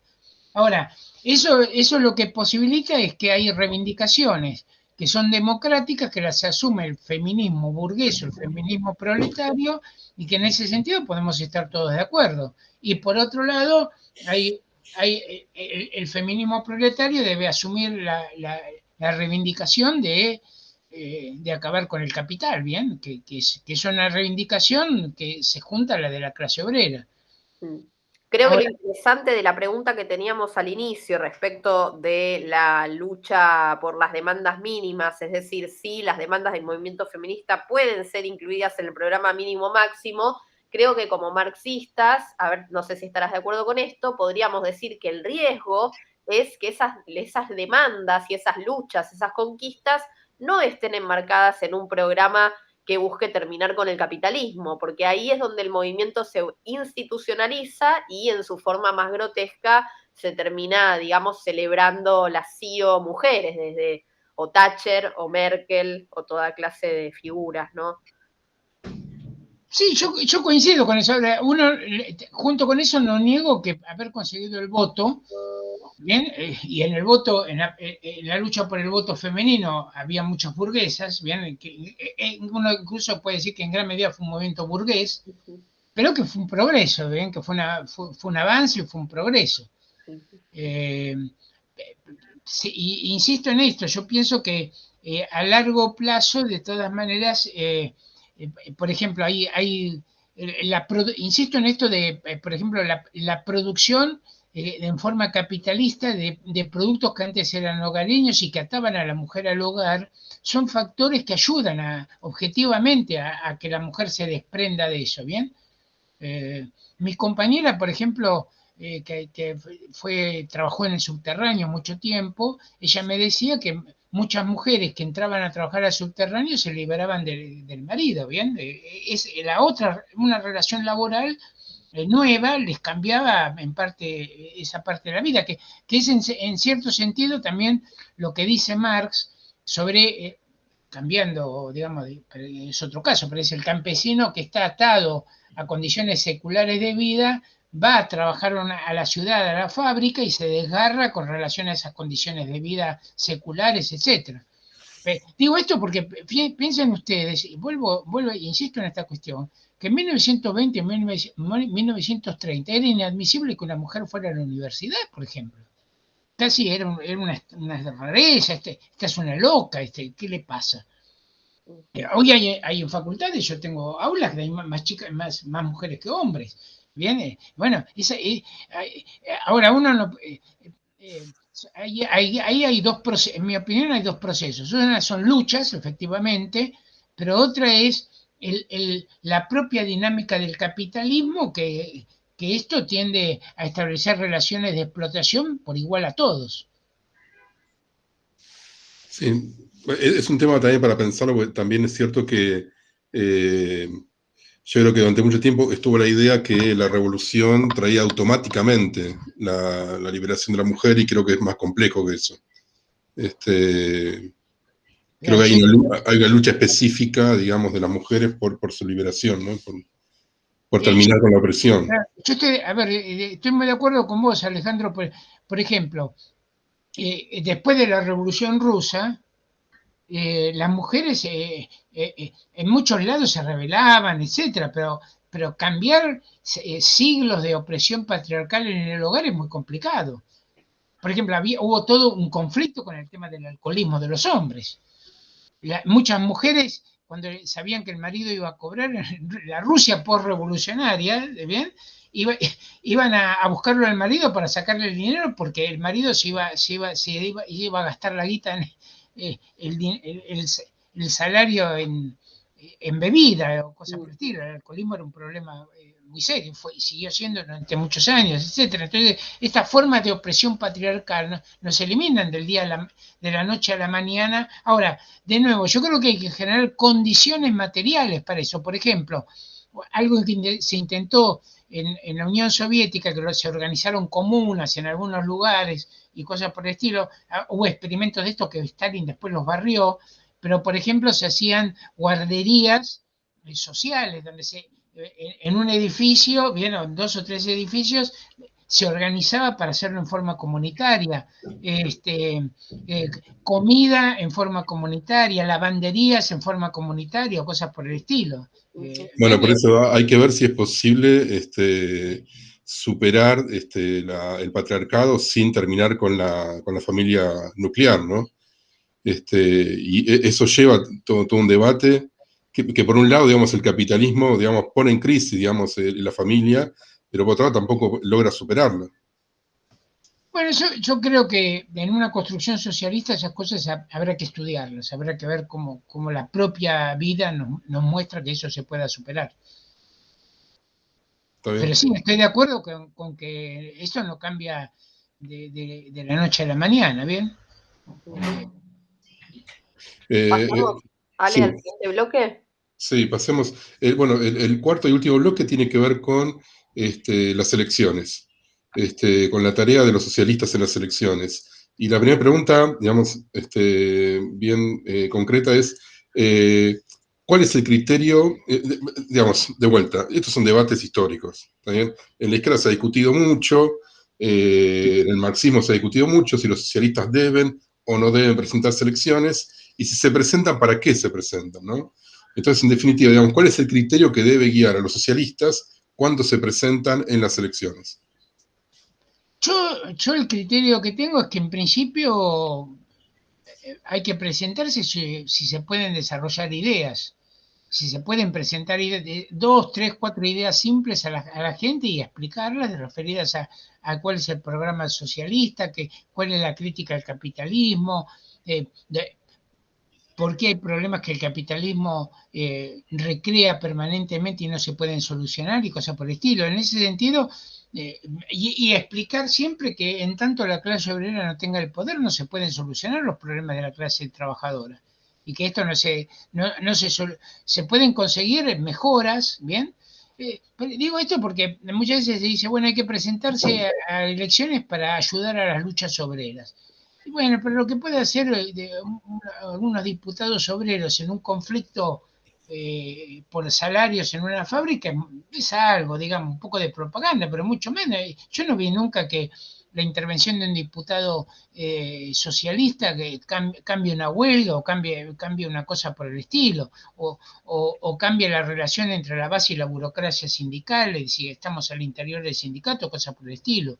En muchas de estas cuestiones, muchas veces se presenta una exageración del rol, que incluso con exageración, esa exageración lleva a cierto personalismo, ¿no?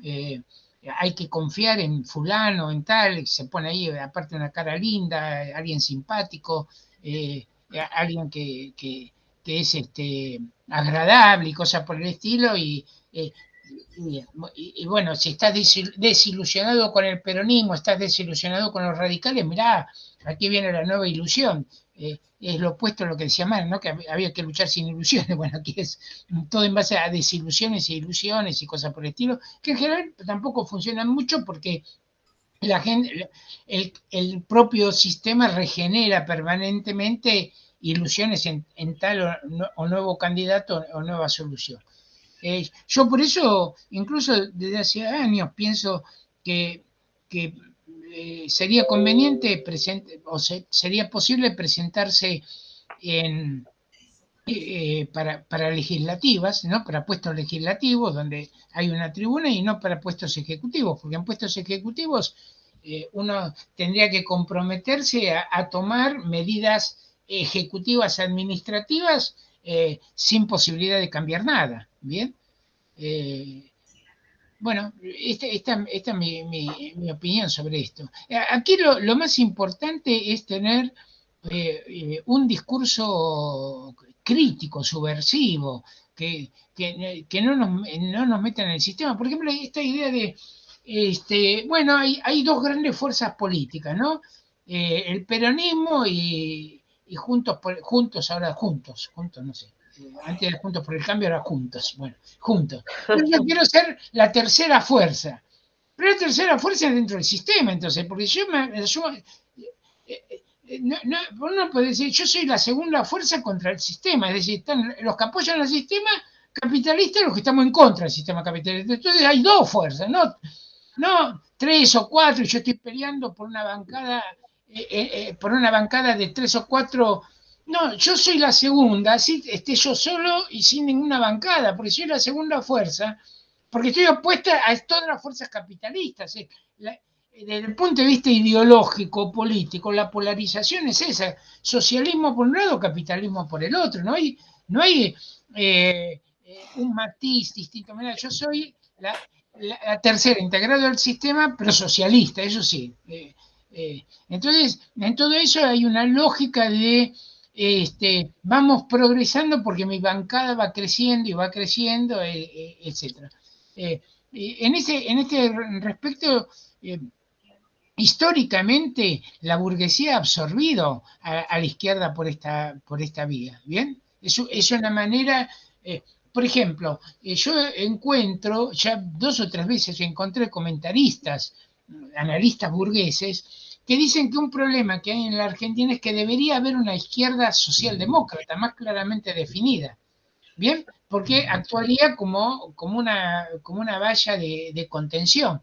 Ahora, muchas veces en los propios ideólogos de la burguesía hay una operación de tratar de ir amoldando a la izquierda existente a esa, ¿bien?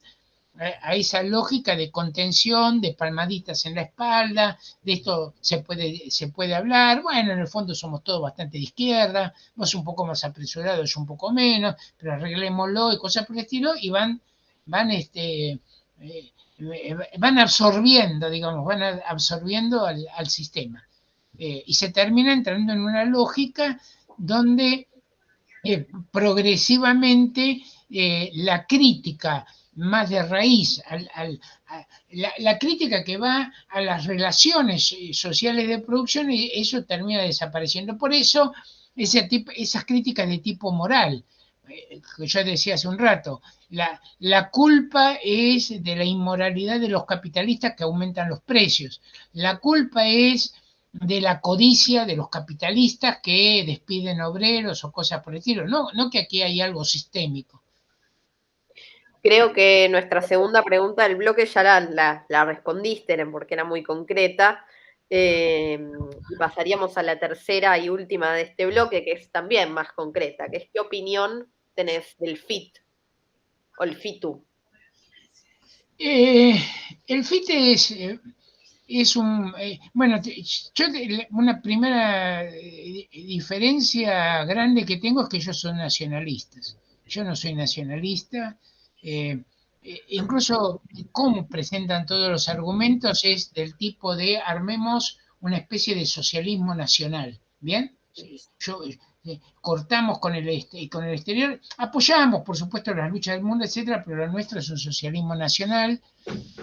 Este nacionalismo aparece muy fuerte, por ejemplo, también en expresiones internacionales. Una cosa que me pareció eh, muy chocante fue cuando, por ejemplo, con relación a Cataluña, se embanderaron completamente con el nacionalismo catalán, incluso levantando las banderas catalanas como si fueran banderas propias y cosas por el estilo. O cuando, por ejemplo, las denuncias por derechos humanos del régimen de Maduro lo considera una injerencia imperialista a la soberanía nacional de Venezuela. Bueno, son planteos de un profundo nacionalismo. Junto con esto, la idea de agitar demandas de transición al socialismo, exigírselas a un gobierno burgués, te lleva a un planteo entre reformista y absurdo prácticamente, ¿bien? Porque es una mezcla, aquí hay una mezcla de reformismo con también un enfoque casi, yo diría, absurdo de esta posición, ¿no? Yo en general, lo digo, yo no los voy a votar, yo voy a votar en blanco, este, no porque me guste el voto en blanco, sino porque siento que no me representan, digamos. Eh, y, y me parece muy importante lo que dice un diputado, ¿bien? Porque cuando sale públicamente le habla por lo menos a decenas de miles. Ya no es un periódico que, bueno, lo leen 15 lectores adictos, no. Se le ponen las cámaras, habla y registran lo que dice cientos de miles o decenas de miles, por lo menos decenas de miles de personas. Y entonces, estas explicaciones, estos mensajes de un contenido muy nacionalista, por un lado, y por el otro lado, reformista en ese sentido, en esa idea de yo presento soluciones que parecen sencillas, que podrían hacer en el socialismo, porque en el fondo se hacen en una situación de transición al socialismo, genera un mensaje muy, muy confuso y desorientador, ¿no? Bueno, ahora lo pasaremos al último bloque que es muy corto, que básicamente sería en base, digamos, al análisis realizado hasta ahora, cuáles son las tareas de los socialistas en la etapa actual. Un poco, digamos, la histórica pregunta de qué hacer, ¿no? Es decir, ¿qué tienen que hacer los socialistas en la actualidad y bajo qué forma organizativa? Un poco vos adelantaste ya, ¿no? Pero no sé si querés agregar algo más. No, es lo que dije, digamos, sobre esto. Eh, y yo creo que eh, si se intentara avanzar en algunas formas organizativas, ¿bien? Digamos, de los que defiende, yo creo primero que hay que empezar por las ideas más básicas, más fundamentales. Eh, Porque muchas veces empieza, digamos, se dividen por problemas tácticos. Y cuando vamos a las tácticas puede haber muchas diferencias. Pero entonces habría que volver a algunas ideas básicas para desarrollarlas. Yo dije dos, por ejemplo, pero me parecen muy fundantes y podemos buscar algunas más, pero una, por ejemplo, que la liberación de los trabajadores era obra de los trabajadores mismos. ¿Bien? No depende del comité central, del secretario general o cosas por el estilo, de un ejército que sustituya a la clase obrera.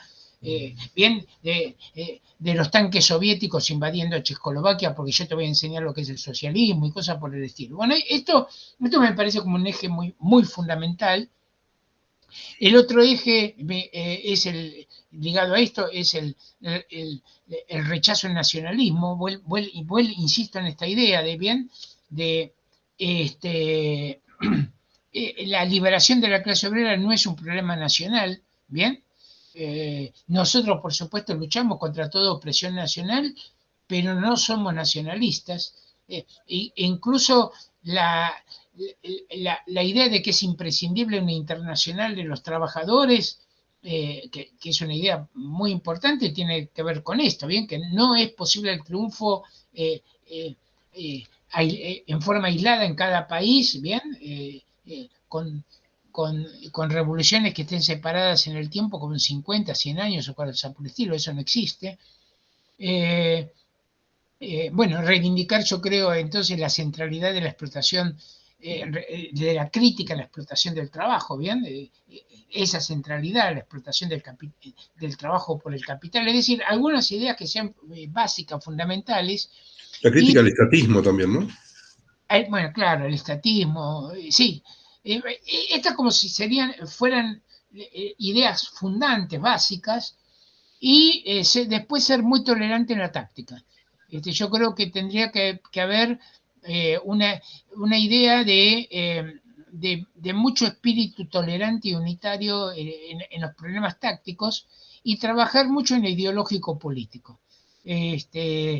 Esa idea, porque hay una idea muchas veces que tiene alguna gente de si se aplica esta táctica precisa que yo recomiendo para esta huelga, ganamos, y si el que no acepte esta táctica o proponga otra es un traidor a la clase obrera. Esas cuestiones, usted es un oportunista, no sé cuánto, porque no sé qué dijo en el comité de huelga, y bueno, ese tipo de cosas me parecen terribles. Yo creo que para eso, pero en esto hace falta cambiar criterios, porque por ejemplo hay el criterio de algunos grupos que es estar metiéndole zancadillas siempre que pueda al otro grupo, le estoy haciendo una maniobra, ¿bien? Estoy haciendo un golpe propagandístico en una asamblea para llevarme 2 militantes o 3 militantes o cosas por el estilo. Bueno, yo creo que esas son cosas, establecer sellos que no representan a nadie para hacer maniobras. Yo creo que en todas esas cuestiones habría que tener una práctica muy distinta y ser muy, muy tolerante, muy